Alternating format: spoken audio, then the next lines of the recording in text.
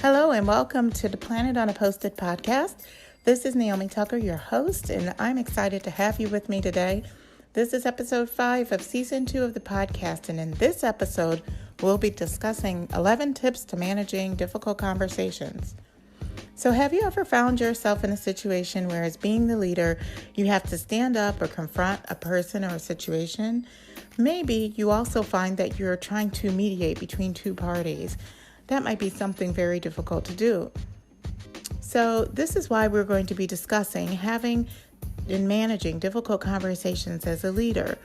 It's really difficult in this day and age to have those direct conversations with team members, especially if you need to hold them accountable to certain tasks or if you have to deliver difficult news. This could occur while we're at our events. It can take place when we're managing a project. And in any capacity that you are in a role as a leader, you will be faced with the time where you have to have those difficult conversations. So that's why we're discussing this today. And I really look forward to hearing from you about the difficult conversations that you have had to have as a leader. But before we do that, I wanted to go ahead and ask you to like and subscribe to the podcast. I would love to be able to have you to rate this podcast. Let me know if it's going good for you. I would love to hear how you're doing, if this podcast thing is a good thing, if you really enjoy listening to the podcast. It's my goal to be able to bring you different episodes that you might find interesting. So I really hope that that is what is occurring and that you are able to glean something every single week from this podcast. Now, if you're downloading the podcast through Anchor or if you're listening to it on that platform, there's a little audio button that says leave a message. You can leave a message to me right from there. I would love to be able to have you use that feature, send me questions, and even share your difficult conversation story as a leader with me. And perhaps you'll be featured on an upcoming podcast. So check that out and leave a message and let us know how you're doing with those conversations as a leader. So our book club is next week on February 12th, and you still have time to pick up the book if you are still planning to attend. We are going to be discussing Boundaries for Leaders by Henry Cloud. So if you're a speed reader, you just have about a week to get that book read and join us for the discussion. Now, if you know in your heart that you definitely will not be able to read this book, I encourage you to pick up an audio copy of the book somewhere and consume it that way. Now, having a copy of the audiobook has got me out of many deadlines. So trust me, it's a really decent way to be able to listen to a book and be able to do some of the things that you have on your plate. Now, it should only take you a couple days to listen. So whether you read it or listen to it, you still have time to join this discussion on February 12th and at least have some background. I would love for you to be able to bring some tangible aha moments and some things that really stuck out to you from the book and just be ready to present those. Be ready to chat about it. I definitely want to be able to have a conversation. So in my last episode, we were talking about putting boundaries in place for your team. If you've missed that episode, I encourage you to go back to that episode 4, where we talk about 5 key boundaries to put in place for your team. We talked about having accountability and needing to set specific boundaries with your team. That being said, difficult conversations is one of those. It's a way that you can hold your team accountable, especially for some of the things that, let's say, didn't go so favorable. Now, that's always the difficulty, right? Is to have those conversations, but they do need to be had.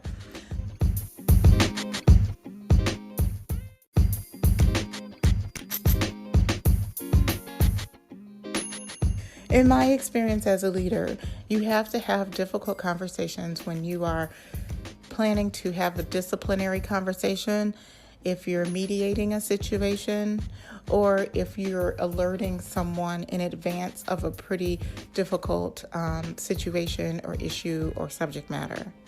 Now, the first tip to managing difficult conversation would be stepping toward the conflict.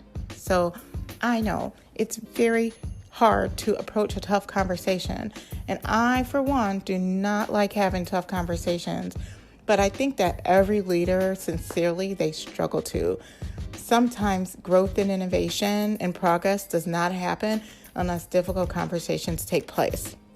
So, the first piece of advice that I have is for you to step toward the conflict. Yes, I said step toward the conflict, not backward. Actually prepare yourself to have the conversation. Put the meeting on your calendar so that you have that deadline to speak to whomever you need to speak to. Believe me, by making that step toward the conflict, it really helps you put that conflict in your line of sight and be able to prepare yourself for it. Now, believe me, I am one of those people that might wait a day or two just to prepare my mind to have the conversation, and I can be tempted to take a little bit more time. But although it might be nice in situations to have that time, you don't want to wait too long because you want to make sure you're being timely about having this conversation, and sometimes waiting too long can backfire. So make sure to be timely and step toward the conflict. The second tip is consider their position. So while preparing to have your conversation, consider what the other person is going through. Now, are there reasons why they are saying the things that they do? Were they placed in an uncomfortable position by another party that might affect what they've done? Another thing to consider are any personal factors that might go on in a person's life that might be impacting how they work. All of these questions are good questions to ask.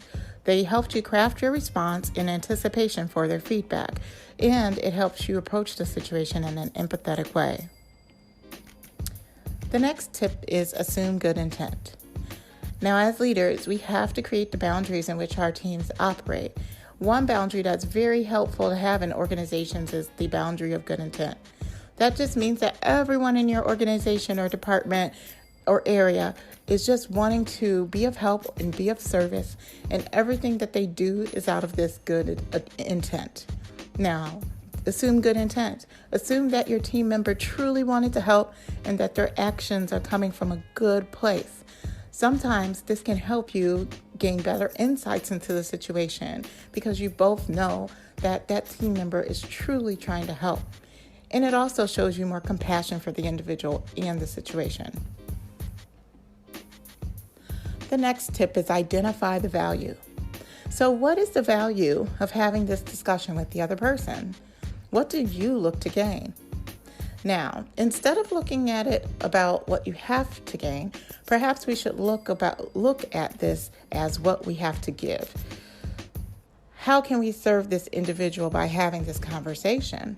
There should be a good value remaining after the conversation, even if that good value is what you have to, if you have to release that person so that they have the freedom to step into a new purpose for themselves, then that's the value.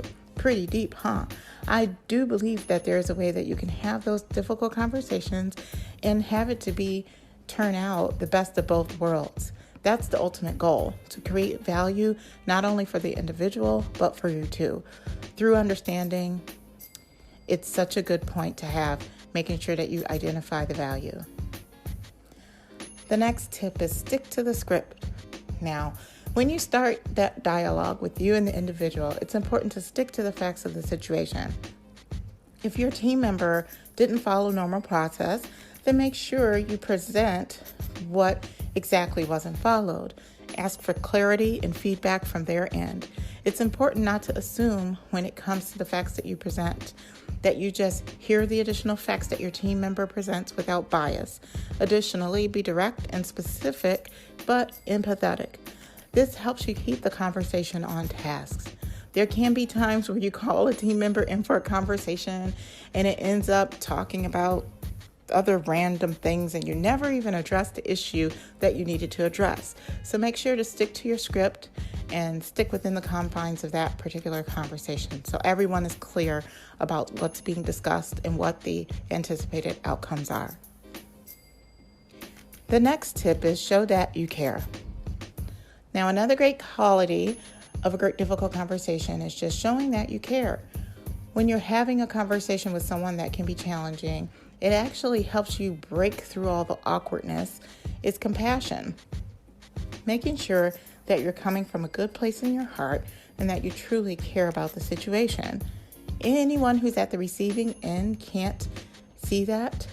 I feel that ultimately that they feel a bit more comfortable when they understand that you care. So show that you care when you're having these conversations. It can go a very long way. The next tip is don't take it personal. When you have a difficult conversation, it's important to not take things personal. Again, these situations can be awkward, they can be uncomfortable, and sometimes the first thing a person does is they're defensive about maybe a decision that's made, or they're just defensive that you had the gall to approach them in the first place. They could also place blame, because sometimes when a person is in that position, it's easy for them to place blame. It's a reaction that they put on another person. The goal of your conversation is to get past all of that, to get to the root cause, and also to be able to get to the point where you're just discussing the facts. So if they point a finger at you or in other directions, definitely try to steer it back to the facts and don't take things personal, and keep the conversation focused and find your root cause and discuss from there. The next tip is reinforce understanding and consequences. So this typically happens at the end of your conversation. It's important for you to reiterate the discussion and what you've talked about. It's also important that you make sure to mention any takeaways from the conversation and reiterate those so that the team member knows exactly what they should be taking away from the conversation and what you took away from the conversation as well. You should also let them know what any consequences will be as a result of the choices that were made by that person. And if you should advise the team member what may happen if it happens again. So it's important to just reinforce the understanding so that there's no communication or confusion later on. So making sure that they know the consequences. If you're mediating a discussion, just making sure that each team really knows where each team stands so that you know what the pathway is forward. If there's next steps forward, identify those next steps, and then make sure to discuss what should happen should choices be made that aren't favorable again, and go from there. The next tip is be open to change, but yet confident. So you might find that circumstances are different when you hear the perspective of others. You might find that there might be a couple of additional things that you have to follow up on. As a leader, having these conversations can bring light to the fact that there's a step in the process that's missing, or there's a new process that needs to be identified. Sometimes the problems that we have ends up being an opportunity for enhancement. So if that's the case, let's be open as leaders. Let's listen to our team members, what their position is on certain conversations, and perhaps what the takeaway truly is that maybe something else needs to happen. A process needs to be changed. A new SOP needs to be developed. A new automotive way to handle a specific task needs to be identified. Allow your team members to ask questions so you can gain more understanding, and make sure that you're truthful and factual about your responses as well. This is very important, to be open. It also helps you showcase your trust as a leader.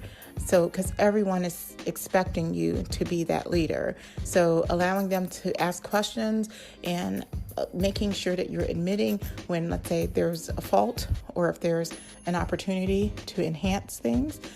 It's just definitely the type of conversation that you will want to have. So being open to change will probably help you enhance your team. So think about it in that way. So be open to change, but confident. The next tip is prepare and practice. Practice makes perfect, right? So making sure that you outline your conversation that you want to have before you have it is important. Talk through the problem and the solutions so that you're very comfortable about your position before you discuss it with your team member. Now, if you need to role play this with someone else, make sure that you do that. The goal is that you want to feel good about the discussion before you have it. You want to make sure that all of your ducks are in the row. You want to make sure that you have all your facts checked. If there's a particular story that you need to research, maybe you should research that story. If there's a particular SOP that you need to review before you have that conversation, review that SOP. Anything to help you prepare for that conversation will be able to help. And it will also be able to help you with any decisions that have to be made. Now, finally, the last tip is to follow up. Make sure that any conversation that you have, that you follow up on the actions that need to be taken.